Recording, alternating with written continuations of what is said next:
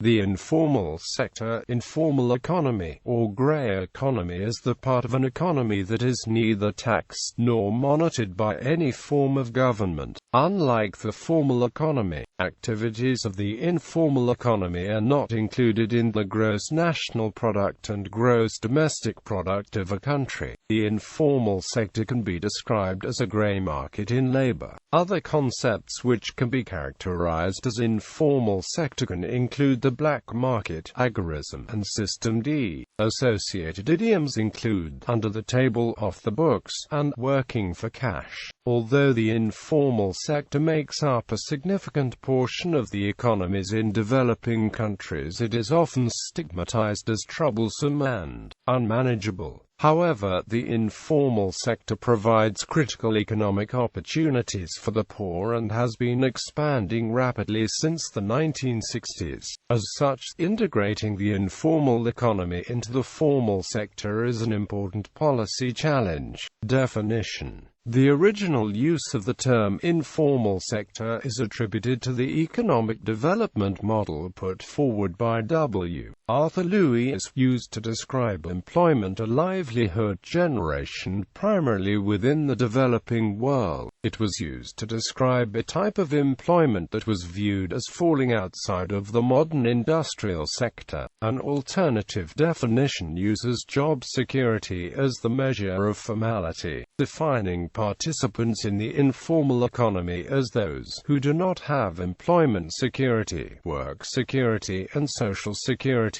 Quote, while both of these definitions imply lack of choice or agency in involvement with the informal economy, participation may also be driven by a wish to avoid regulation or taxation. This may manifest as unreported employment hidden from the state for tax, social security or labor law purposes but legal in all other aspects. Edgar L. Fage has proposed a taxonomy for describing unobserved economies, including the informal economy as being characterized by some form of non-compliant behavior with an institutional set of rules. Fage argues that circumvention of labor market regulations specifying minimum wages, working conditions, social security, unemployment and disability benefits gives rise to an informal economy that deprives some workers of deserved benefits while conveying undeserved benefits to others. The term is also useful in describing and accounting for forms of shelter or living arrangements that are similarly unlawful, unregulated, or not afforded protection of the state. Informal economy is increasingly replacing informal sector as the preferred descriptor for this activity. Informality, both in housing and livelihood generation, has often been seen as a social ill, and described either in terms of what participants lack or wish to avoid. A countervailing view, put forward by prominent Dutch sociologist Saskia Sassen, is that the modern and new informal sector is the product and driver of advanced capitalism and the site of the most entrepreneurial aspects of the urban economy, led by creative professionals such as artists, architects, designers and software developers.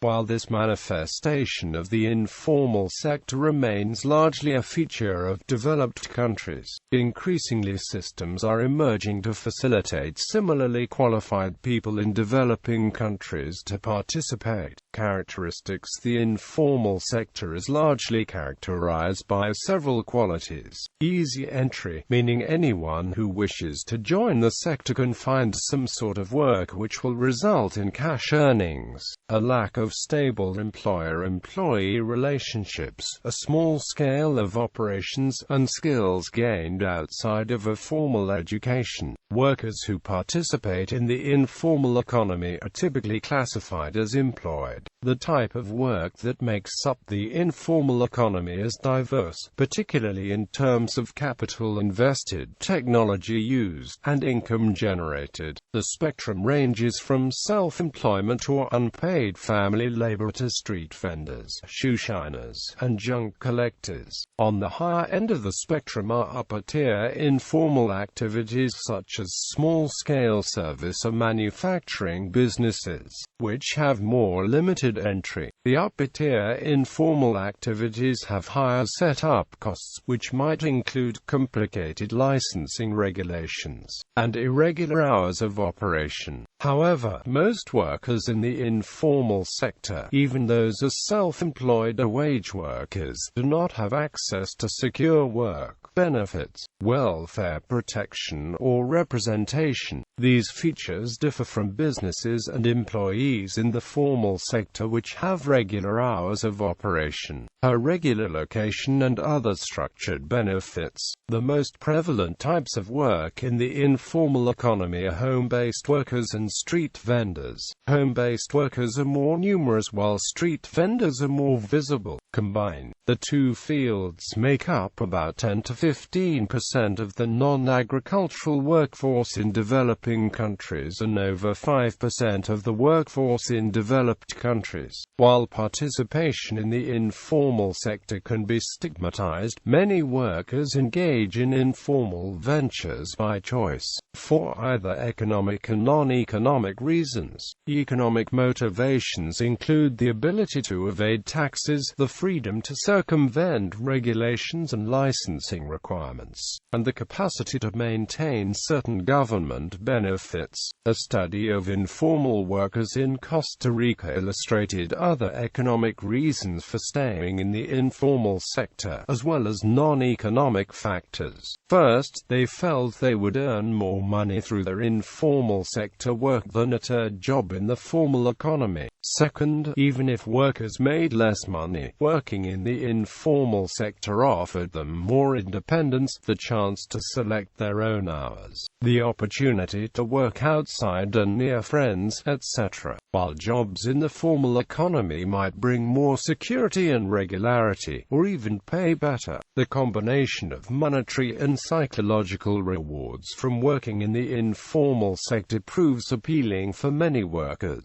The informal sector was historically recognized as an opposition to formal economy, meaning it included all income-earning activities beyond legally regulated enterprises. However, this understanding is too inclusive and vague, and certain activities that could be included by that definition are not considered part of the informal economy. As the International Labour Organization defined the informal sector in 2002, the informal sector does not include the criminal economy. While production or employment arrangements in the informal economy may not be strictly legal, the sector produces and distributes legal goods and services. The criminal economy produces illegal goods and services. The informal economy also does not include the reproductive care economy, which is made up of unpaid domestic work and care activities. The informal economy is part of the market economy, meaning it produces goods and services for sale and profit. Unpaid domestic work and care activities do not contribute to that, and as a result, are not a part of the informal economy. History. Governments have tried to regulate aspects of their economies for as long as surplus wealth has existed, which is at least as early as Sumer. Yet no such regulation has ever been wholly enforceable. Archaeological and anthropological evidence strongly suggests that people of all societies regularly adjust their activity within economic systems in attempt to evade regulations. Therefore, if informal economic activity is that which goes in regulated in an otherwise regulated system, then informal economies are as old as the formal counterparts, if not older. The term itself, however, is much more recent. The optimism of the modernization theory school of development had led most people in the 1950s and 1960s to believe that traditional forms of work and production would disappear as a result of economic progress in developing countries. As this optimism proved to be unfounded, scholars turned to study more closely what was then called the traditional sector. They found that the sector had not only persisted, but in fact expanded to encompass new developments. In accepting that these forms of productions were the state, scholars began using the term informal sector, which is credited to the British anthropologist Keith Hart in a study on Ghana in 1973, but also alluded to by the International Labour Organization in a widely read study on Kenya in 1972.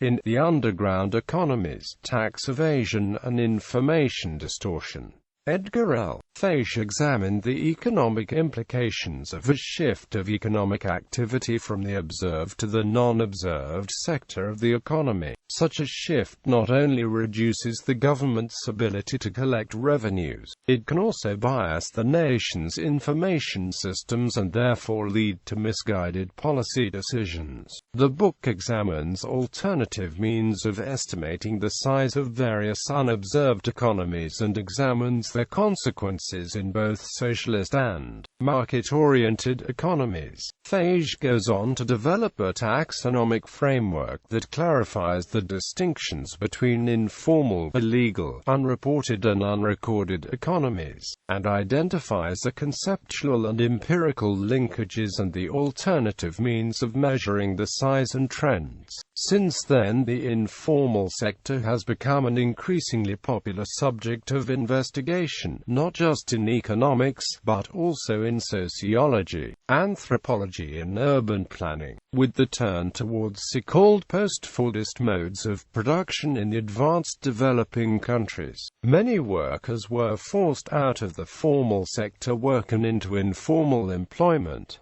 In a seminal collection of articles, The Informal Economy, Studies in Advanced and Less Developed Countries, Alejandro Portes and collaborators emphasized the existence of an informal economy in all countries by including case studies ranging from New York City and Madrid to Uruguay and Colombia. Arguably one of the more influential books on the informal economy is Hernando de Soto's El Otro Sendero, which was published in English in 1989 as The Other Path with a preface by Peruvian writer Mario Vargas Llosa. De Soto and his team argue that excessive regulation in the Peruvian economies force a large part of the economy into informality and thus prevent economic development. While accusing the ruling class of 20th-century mercantilism, De Soto admires the entrepreneurial spirit of the informal economy. In a widely cited experiment, his team tried to legally register a small garment factory in Lima. This took more than 100 administrative steps and almost a year of full-time work. Faye's review of The Other Path places the work in the context of the informal economy literature, whereas De Soto's work is popular with policymakers and champions of free market policies like The Economist. Some scholars of the informal economy have criticized it both for methodological flaws and normative bias.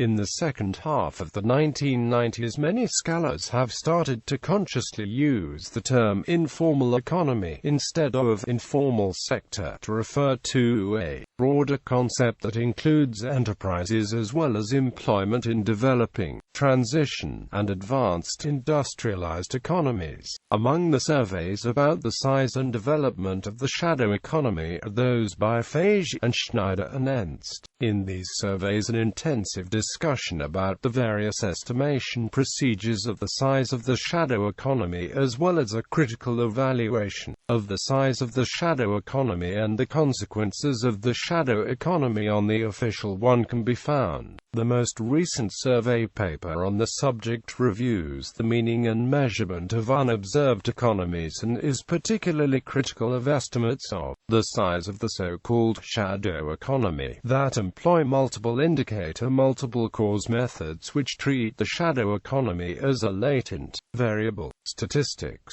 The informal economy under any governing system is diverse and includes small-scale, occasional members as well as larger, regular enterprises. Informal economies include garment workers working from their homes, as well as informally employed personnel of formal enterprises. Employees working in the informal sector can be classified as wage workers, non-wage workers, or a combination of both. Statistics on the informal economy are unreliable by virtue of the subject, yet they can provide a tentative picture of its relevance. For example, informal employment makes up 48% of non-agricultural employment in North Africa, 51% in Latin America, 65% in Asia, and 72% in sub-Saharan Africa. If agricultural employment is included, the percentages rise in some countries like India and many sub-Saharan African countries beyond 90%. Estimates for developed countries are around 15%.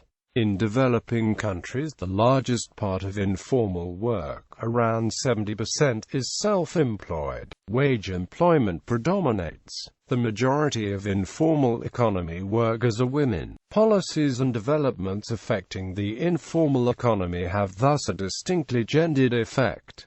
Estimated size of countries' informal economy. To estimate the size and development of any underground or shadow economy is quite a challenging task, since participants in such economies attempt to hide the behaviors. One must also be very careful to distinguish whether one is attempting to measure the unreported economy, normally associated with tax evasion, or the unrecorded and non-observed economy, associated with the amount of income that is readily excluded from national income and produce accounts due to the difficulty of measurement. There are numerous estimates of tax non-compliance as measured by tax gaps produced by audit methods or by top-down methods. Friedrich Schneider and several co-authors claim to have estimated the size and trend of what they call the shadow economy worldwide by currency demand mimic model approach that treats the shadow economy as a latent variable.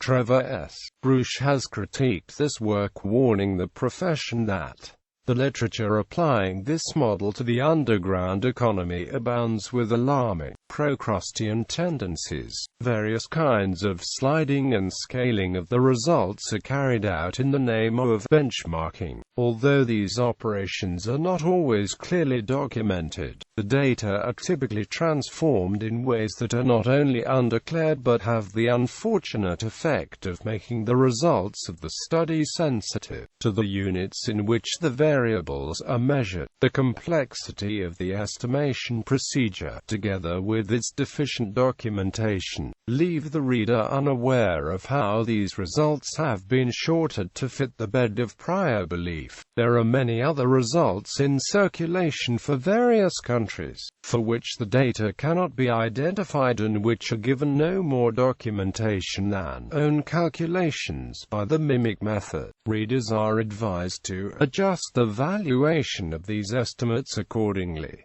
Edgar L. Fage finds that Schneider's shadow economy estimates suffer from conceptual flaws, apparent manipulation of results and insufficient documentation for replication, questioning the place in the academic, policy and popular literature. Comparison of shadow economies in EU countries. According to estimates by Friedrich Schneider, since the establishment of the single market, the total EU shadow economy has been growing systematically to approx. 1.9 trillion euro in preparation of the euro, driven by the motor of the European shadow economy, Germany, which has been generating approx. 350 billion euros per annum since then. Hence, the EU financial economy has developed parallel and efficient tax haven bank system to protect and manage its growing shadow economy. As per the Financial Secrecy Index, currently Germany and some neighboring countries range among the world's top tax haven countries. The diagram below clearly shows that national informal economies per capita vary only moderately in most EU countries. It is because market sectors with high informal part like building and construction or agriculture are rather homogeneously distributed over the countries, whereas sectors with low informal part like financial and business,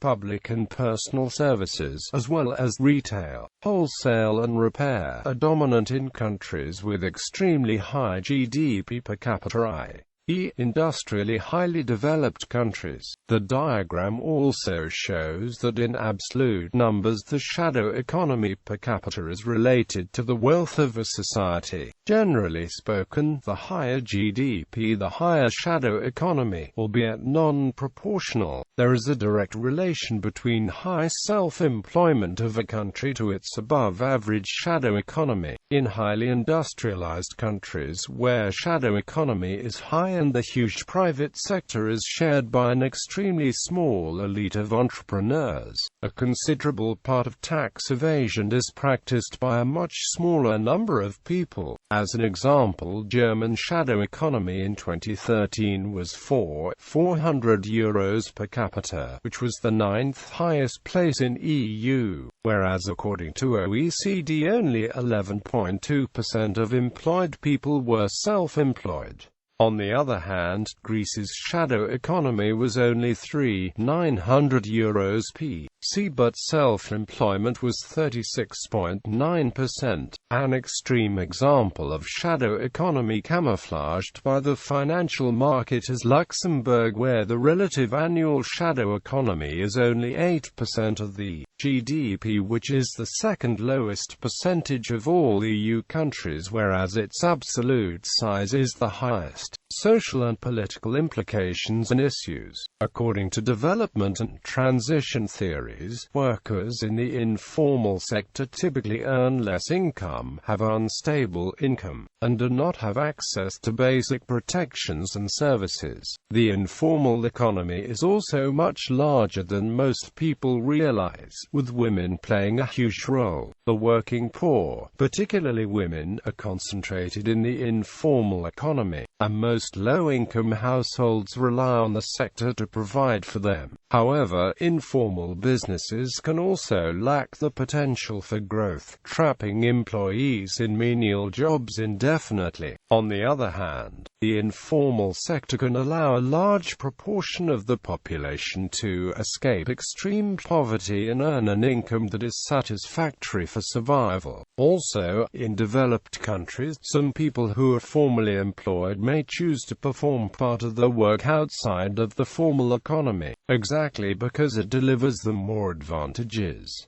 This is called moonlighting. They derive social protection, pension and child benefits and the like from the formal employment, and at the same time have tax and other advantages from working on the side. For the viewpoint of governments, the informal sector can create a vicious cycle. Being unable to collect taxes from the informal sector, the government may be hindered in financing public services, which in turn makes the sector more attractive. Conversely, some governments view informality as a benefit, enabling excess labor to be absorbed, and mitigating unemployment issues. Recognizing that the informal economy can produce significant goods and services, create necessary jobs, and contribute to imports and exports is critical for governments. Gender women tend to make up the greatest portion of the informal sector, often ending up in the most erratic and corrupt segments of the sector. In developing countries, most of the female non-agricultural labor force is in the informal sector. Major occupations in the informal sector include home-based workers and street vendors, which both are classified in the informal sector. In India, women working in the informal sector often work as rag pickers, domestic workers, coolies, vendors, beauticians, construction labourers, and garment workers. Female representation in the informal sector is attributed to a variety of factors. One such factor is the fact that employment in the informal sector is the source of employment that is most readily available to women. A 2011 study of poverty in Bangladesh noted that cultural norms, religious seclusion, and illiteracy among women in many developing countries, along with a greater commitment to family responsibilities, prevent women from entering the formal sector. According to a 2002 study commissioned by the ILO, the connection between employment in the informal economy and being poor is stronger for women than men. While men tend to be overrepresented in the top segment of the informal sector, women overpopulate the bottom segment. Men are more likely to have larger-scale operations and deal in non-perishable items, while few women are employers who hire others. Instead, women are more likely to be involved in smaller-scale operations and trade food items. Women are underrepresented in higher-income employment positions in the informal economy and overrepresented in lower-income statuses. As a result, the gender gap in terms of wage is even higher in the informal sector than the formal sector. Labor markets, household decisions, and states all propagate this gender inequality. Political power of agents. Workers in the informal economy lack a significant voice in government policy. Not only is the political power of informal workers limited, but the existence of the informal economy creates challenges for other politically influential actors. For example, the informal workforce is not a part of any trade union, nor does there seem a push or inclination to change that status. Yet the informal economy negatively affects membership and investment in the trade unions. Laborers who might be formally employed and join a union for protection may choose to branch out on their own instead. As a result, trade unions are inclined to oppose the informal sector, highlighting the costs and disadvantages of the system. Producers in the formal sector can similarly feel threatened by the informal economy. The flexibility of production, low labor and production costs, and bureaucratic freedom of the informal economy can be seen as consequential competition for formal producers, leading them to challenge and object to that sector. Last, the nature of the informal economy is largely anti-regulation and free of standard taxes, which diminishes the material and political power of government agents. Whatever the significance of these concerns are, the informal sector can shift political power and energies. Poverty. The relationship between the informal sectors and poverty certainly is not simple, nor does a clear causal relationship exist. An inverse relationship between an increased informal sector and slower economic growth has been observed, though. Average incomes are substantially lower in the informal economy, and there is a higher preponderance of impoverished employees working in the informal sector. In addition, workers in the informal economy are less likely to benefit from employment benefits and social protection programs. For instance, a survey in Europe shows that the respondents who have difficulties to pay their household bills have worked informally more often in the past year than those that do not.